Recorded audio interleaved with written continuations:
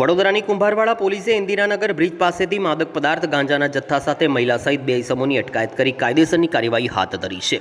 Kumbharwada police મથકની team patrolling કરી રહી હતી તે દરમિયાન ચોક્કસ માહિતી મળી હતી કે ઇન્દિરાનગર બ્રિજ પાસે આવેલ રોડ ઉપર ફતેહ મહંમદ ઉર્ફે ફતુ તેમજ શેરબાનુ પોતાના રહેણાંક મકાનની બહાર આવેલા રોડ ઉપર ઊભા રહી છૂટક ગાંજાનું વેચાણ કરી રહ્યા છે।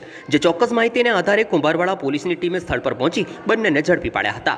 તપાસ કરતા તેમની પાસેથી ગાંજાનો 72.420 ગ્રામ જથ્થો મળી આવ્યો હતો, જેને કબજે કરી પોલીસે બંને વિરુદ્ધ NDPS એક્ટ મુજબ આગળની કાર્યવાહી હાથ ધરી છે।